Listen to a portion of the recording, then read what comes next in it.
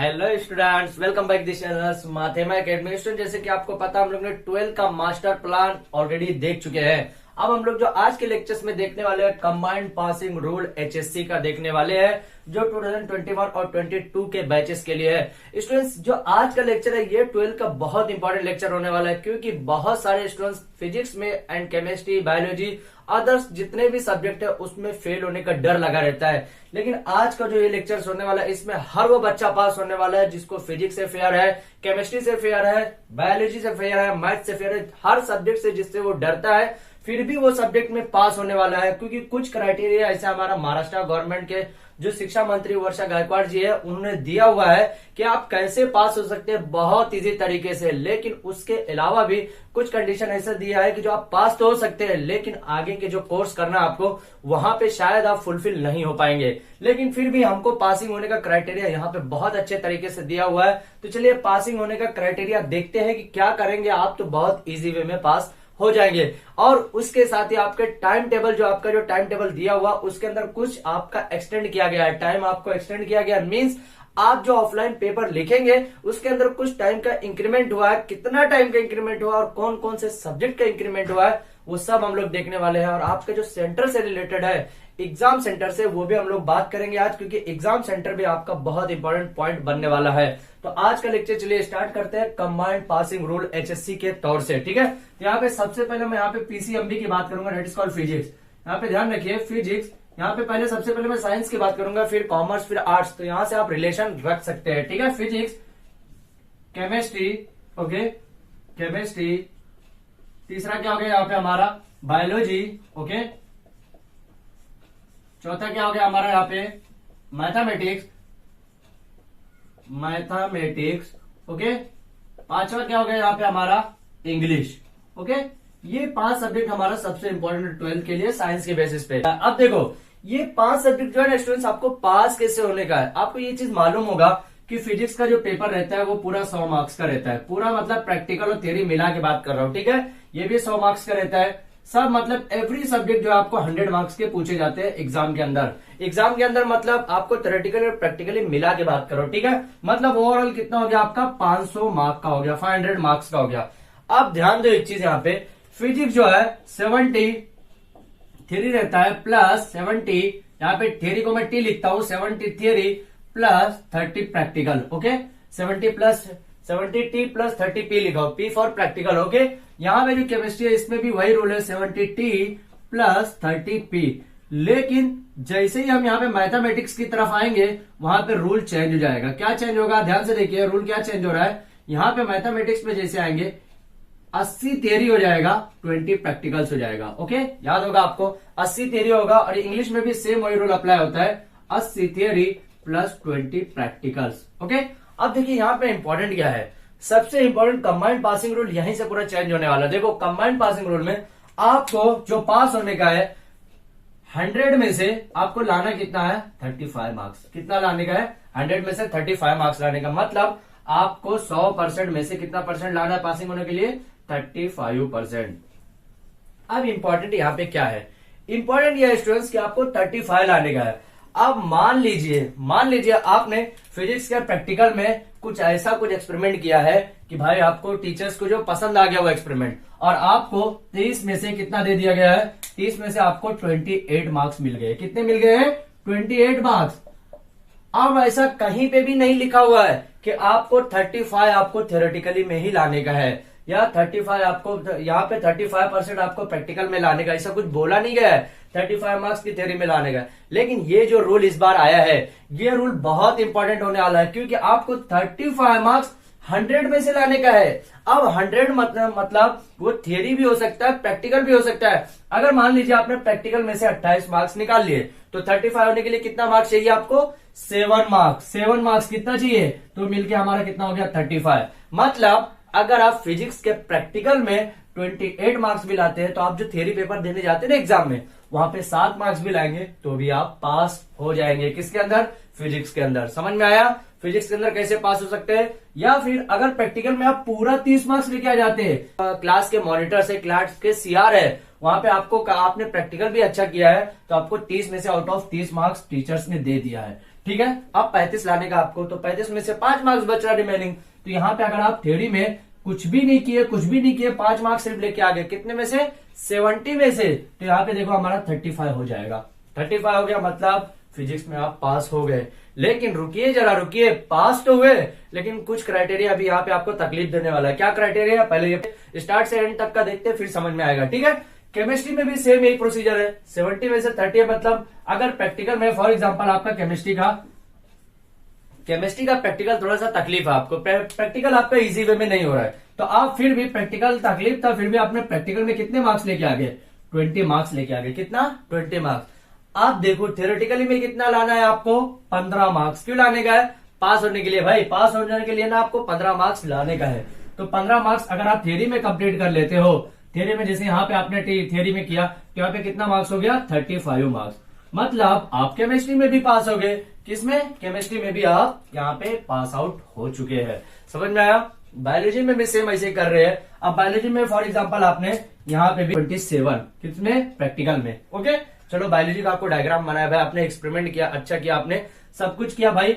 उसके बाद आपको थियोरेटिकली आया, थियोरेटिकल में आपको 8 मार्क्स चाहिए 35 होने के लिए, आप 8 ने थियोरी से कवर कर लिया आपने, कितना हो गया, 35 मार्क्स। ओके, 35 पूरे, इसके अंदर भी आप पास हो गए हो। समझ में आया। सेम इंग्लिश के अंदर भी, मैथमेटिक्स के अंदर, मैथमेटिक्स में भी, लेकिन थोड़ा सा चेंजेस है। मैथमेटिक्स में क्या है भाई, 20 मार्क्स का सिर्फ प्रैक्टिकल है। कितना, 20 मार्क्स का प्रैक्टिकल है। अब ये 20 मार्क्स का जो प्रैक्टिकल है ना, उसमें मान लीजिए आपने 20 मार्क्स के प्रैक्टिकल में कितना कवर किया आपने, 16 मार्क्स आपने कवर कर लिया। कितना, 16 मार्क्स आप लेके आ गए। 16 मार्क्स प्रैक्टिकल में आपको मिल गया है, 16 मार्क्स फ्रॉम प्रैक्टिकल से। ओके, पी फॉर प्रैक्टिकल से मिल गया, मतलब आपको 35 होने के लिए 19 मार्क्स लाने का।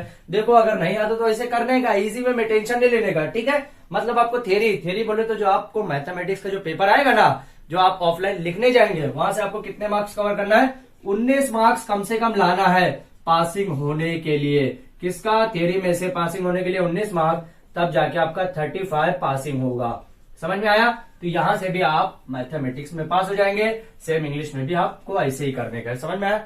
लेकिन यहाँ पे सबसे बड़ा डिसएडवांटेज, जो आपको बेनिफिट नहीं मिलने वाला, सबसे बड़ा प्रॉब्लम, अगर आप कहीं ऐसे कोर्स पे जाने वाले हैं जहां पे आपको 50% क्राइटेरिया मांग रहा है। अब इसमें ध्यान दो हमको, यहाँ पे जब भी आप इंजीनियरिंग करने जाते हैं 12th के बाद, 10th के बाद तो होता नहीं है, 10th में हमारा कंबाइंड पासिंग रूल जो मैंने बताया, पास हो जाएंगे तो भी चलेगा, आपको 11th में एडमिशन मिल जाएगा कहीं ना कहीं से, ठीक है। लेकिन उसके भी कॉलेज का क्राइटेरिया कि भाई कहीं कहीं कॉलेज में कैसा 80% लगता है 11th में एडमिशन लेने के लिए, कहीं कहीं आपको 50% पे भी अलाउ किया जाता है। लेकिन 12th के बाद कहीं कहीं नहीं, हर कॉलेजेस में एडमिशन लेने के लिए, इंजीनियरिंग एडमिशन लेने के लिए आपको पीसीएम में 50% मार्क्स कंपलसरी है, मैंडेटरी है, मतलब जरूरी ही है।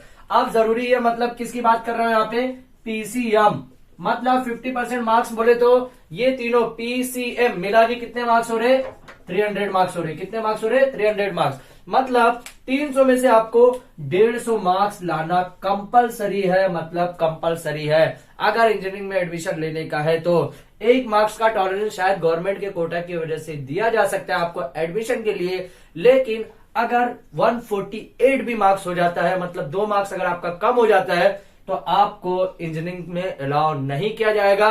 डायरेक्ट आप 12 पढ़ने के बाद डिप्लोमा में जाना पड़ सकता है, जाना पड़ सकता है नहीं, जाना ही पड़ेगा। याद रखिए, पास तो हो जाएंगे आप ये क्राइटेरिया से, लेकिन प्रॉब्लम एक ये है। प्रॉब्लम क्या है कि आपको 50% मार्क्स हर सब्जेक्ट से लाना कंपलसरी है। अगर आप सिर्फ पास होना चाहते हैं तो ये जो क्राइटेरिया मैं बता रहा हूं एकदम बेस्ट है, लेकिन आगे अगर इंजीनियरिंग करने का है जहां पे पीसीएम की जरूरत पड़ रही है, वहां पे आपको 50% क्राइटेरिया हर सब्जेक्ट से आपको कवर करना मस्ट है, मतलब मैंडेटरी है, जरूरी है। समझ में आया। तो आप कंबाइंड पासिंग रूल तो मैंने बता दिया वीक स्टूडेंट्स के लिए, जो पास होने के लिए डर रहे, जो सब्जेक्ट से डर रहे कि पास कैसे होने, वो पास तो हो जाएंगे। लेकिन जिसको आगे यहाँ पे स्टडी करना है अब्रॉड में या फिर कोई अच्छे कॉलेजेस में करना है, तो उसको 50% क्राइटेरिया फुलफिल करना पड़ेगा, इंजीनियरिंग के लिए हो या फिर फार्मेसी के लिए। फार्मेसी के लिए क्या क्राइटेरिया है, पीसीएम की जगह आपको क्या रहेगा, पीसीबी रहेगा, एम रिप्लेस हो जाएगा, एम रिप्लेस हो जाता है। समझ में आया।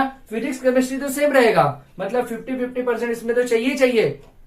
उसके बाद यहाँ पे आपको m को रिप्लेस करके बायोलॉजी हो जाएगा। अब देखो एक चीज सबसे अच्छा क्या मालूम है, पीसीएम में आपको 50-50% एक सब्जेक्ट से कवर नहीं कर रहा है, आपको तीनों सब्जेक्ट मिला के आपको ना यहाँ पे 150 कवर करना है, तीनों सब्जेक्ट मिला के। मतलब अगर आप फिजिक्स में कैसे 35 भी लाते हो, केमिस्ट्री 35 लाते हो और एम के अंदर बहुत अच्छे मार्क्स लेके आ गए। अब एम के फिजिक्स के अंदर मान लीजिए आपने कितना लेके आ गए 50, केमिस्ट्री के अंदर आपको कितना मिल गया 40, तो कितना हो गया 50 40 90 हो गया। अब 150 के लिए मेरे को कितना चाहिए 60, तो एम में आप लेके आ गए 80, चलेगा, फुलफिल हुआ ना 150 मिलना ही चाहिए। अगर 150 से एक मार्क्स भी कम रहा ना, एक या दो मार्क्स का टॉलरेंस दे रहा हूं मैं, तो आप इंजीनियरिंग या फार्मेसी का जो क्राइटेरिया है ना वो भर नहीं पाओगे। अगर एम को रिप्लेस करता हूं बी से तो वहां पे फार्मेसी का क्राइटेरिया आएगा, बी फार्मेसी का, और एम को अगर बी को रिप्लेस करता हूं एम से तो वहां पे इंजीनियरिंग का क्राइटेरिया आएगा, जो आप कोई भी कॉलेज अलाउ करेगी नहीं, चाहे वो कितना भी डी ग्रेड या सी ग्रेड का कॉलेज हो या कितना भी अच्छा कॉलेज हो,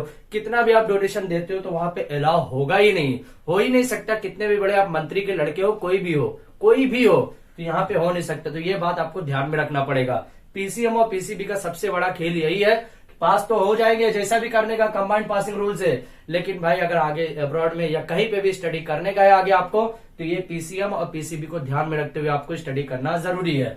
समझ में आया? कंबाइंड पासिंग रूल का सिस्टम तो समझ में आ गया होगा, उम्मीद करता हूं। अब यहाँ पे मैं एग्जाम से रिलेशन कुछ बात करूंगा, जो मैंने 10th में भी बताया था सेम आपको 12th में भी बता रहा हूँ कि अगर 10th का आपने लेक्चर नहीं देखा होगा, अगर देखे हो तो मैं उसका लिंक तो डिस्क्रिप्शन में दे दूंगा। अगर देखे हो आप तो ये देखने की इसके बाद जरूरत नहीं है, अगर नहीं देखे हो तो ये भी आपको देखना मस्ट है, जरूरी है, क्योंकि ये आपके एग्जाम से रिलेटेड है और आपको ये एग्जाम में बेनिफिट देने वाला है। समझ में आया? अब देखो यहाँ पे आपको कोई भी तो 40 मार्क्स या 50 मार्क्स का तो पेपर होने वाला नहीं है, मतलब या तो 70 का पेपर होगा या तो 80 का होगा। 70 और 80 ये दो में से आपका 2 पेपर होने वाला है, मतलब ये जो 70 हो या 80 हो आपको 3-3 घंटा पेपर रहने वाला है। अब देखो जो आपका 3 आवर्स का पेपर है, 3 आवर्स का जो आपका रिटर्न पेपर है, रिटर्न पेपर रहता है ये, ठीक है। रिटर्न पेपर जो 3 आवर्स का मतलब कितना हो गया, और अगर देखा जाए तो 3 आवर्स मतलब कितना होगा 180 मिनट।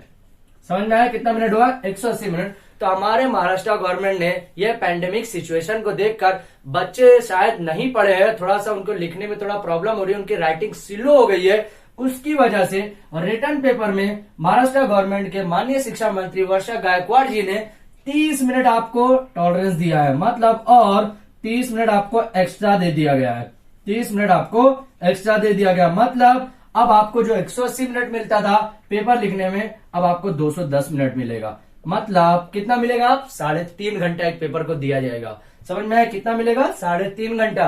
अरे वाह भाई, इसमें भी 3.5 घंटा, इसमें भी 3.5 घंटा, उतने में तो पेपर फाड़ देंगे आप लोग, मेरे को मालूम है, उम्मीद है मेरे को, ठीक है। मतलब 30-30 मिनट हर सब्जेक्ट को आपको एक्स्ट्रा दिया जाएगा। ये चीज समझ में आ गया होगा। अब देखो एक चीज और, सबसे बेनिफिट, सबसे इंपॉर्टेंट चीज, आपका जो सेंटर है कॉलेज का वो सेल्फ कॉलेज में लगने वाला है, मतलब कहीं बाहर नहीं जाने की जरूरत पड़ेगी। मतलब खुद का सेंटर आपको खुद के कॉलेज में प्रोवाइड किया जाएगा।